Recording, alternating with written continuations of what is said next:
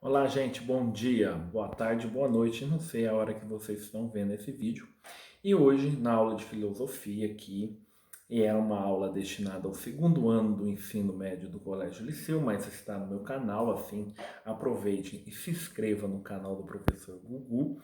Nós vamos falar, sabe de quem? De Jean-Jacques Rousseau. Rousseau é o filósofo idealizador do contrato social, é o discurso sobre a origem das desigualdades. Ele também é um filósofo iluminista, né? É um filósofo da filosofia moderna, né? Ele representa um marco político na filosofia. Então, com tudo isso, Jean-Jacques Rousseau é um dos exemplos, como Thomas Hobbes, como John Locke, entre eles são chamados de filósofos contratualistas, e que é o motivo que a teoria de minuciosas análises quanto ao Estado, minuciosas análises quanto à natureza, o surgimento do chamado pacto social, que é aquela questão que eu já discuti dentro de sala, que o homem ele nasceu e sempre será mau. O que temos hoje é um pacto social entre os indivíduos, né? Esse contrato na formação do Estado. Então, esse cara é um discurso das origens mais fundamentalistas e que fala sobre a desigualdade dos homens. Jean-Jacques Rousseau faz toda essa questão desse contrato social, porque o homem por si só causa uma certa desigualdade, né? Hipoteticamente, isso atrapalha o desenvolvimento da sociedade em si. Então, para a análise de Jean-Jacques Rousseau, nós temos que ver esse contratualismo no que se refere ao contrato social e busca, sim, por natureza própria, o início do homem ser mal e que temos mesmo esse contrato.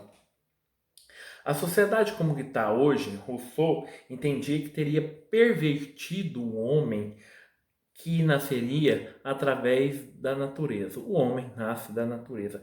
Porém, ele é compreendido por ser amável, adorado, mas sim, por outro lado, o homem tem egoísmo, por outro lado, o homem tem possessividade, por outro lado, o homem tem cobiça.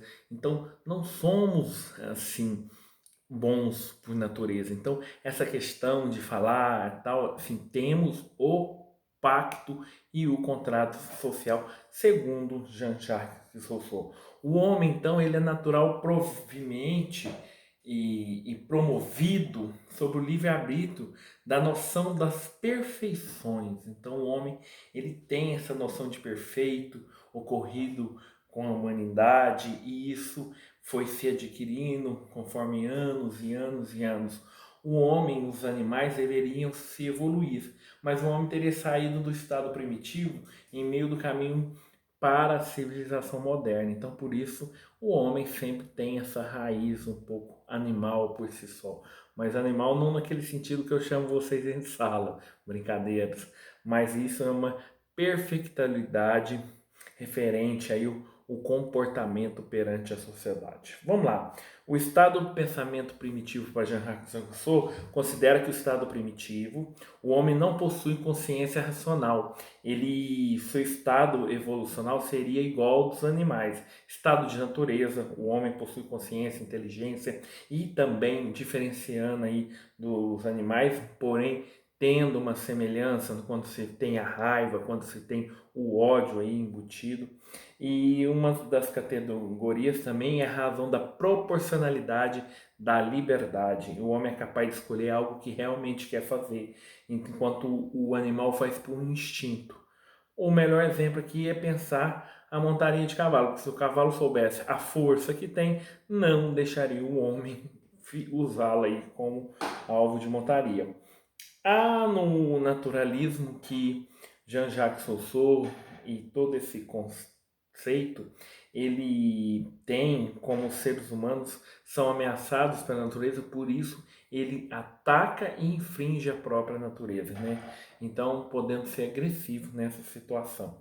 E o desenvolvimento humano, como que Jean-Jacques Rousseau vê isso? Ó, infelizmente, para Rousseau, a tendência natural da humanidade, seu desenvolvimento, seus hábitos, eles estão pautados, sabe o quê? Em costume que a sociedade vai o levando. Então, ele vai se moldando. Então, posteriormente, analisado nas ciências sociais, a questão do fato social. Essa mudança, assim, não garantia a possibilidade da facilidade do homem conviver em igualdade, igualitariamente, desculpa, igualitariamente. Então, isso faz com que ele faz toda essa sociedade primitiva ainda bater assim, em cima de si.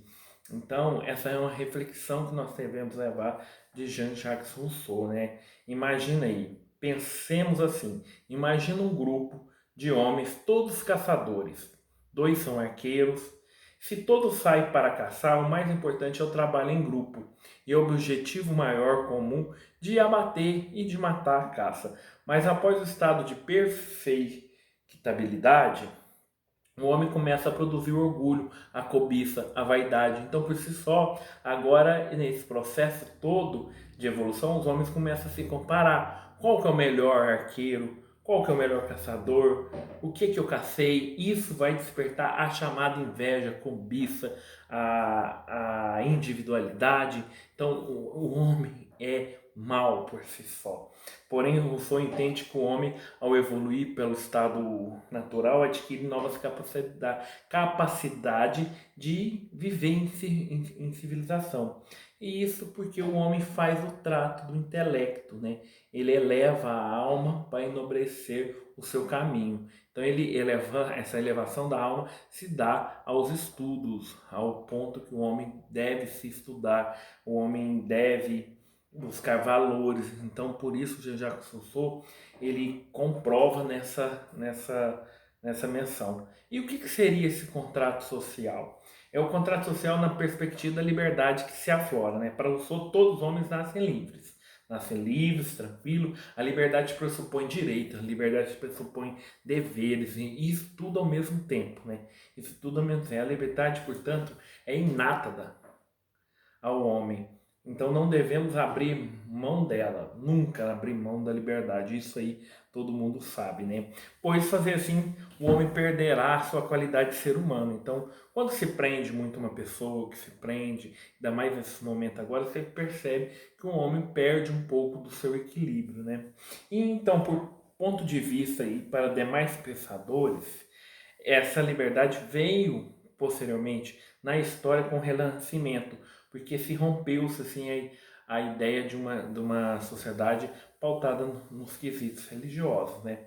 Devemos prestar atenção que essa questão de liberdade está intimamente ligada à moral humana.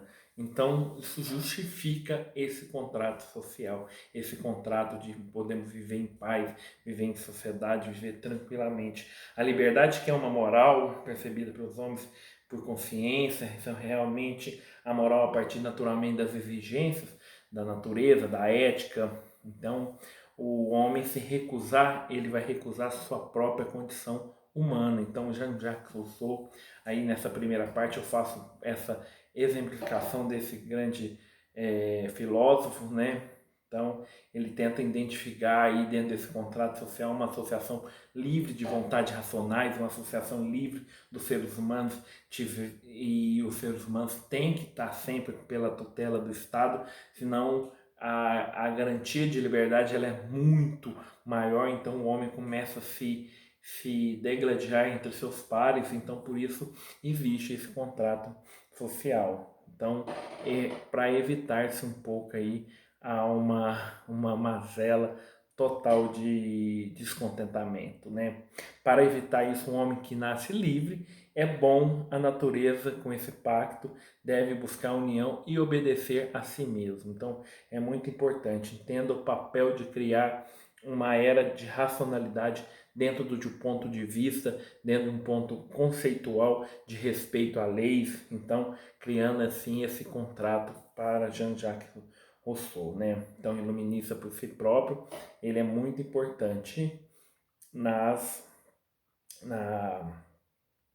no medo, né? Ele trabalha esse medo do homem, mas entretanto o homem permanece no seu estado de natureza plena, né? Então, por isso, nessa primeira parte, eu faço aí essa menção a esse grande filósofo aí, Jean-Jacques Rousseau, que tem isso aí na sua importância na filosofia contemporânea. No mais, vocês fiquem em paz, tá bom? E um beijo do professor Gugu.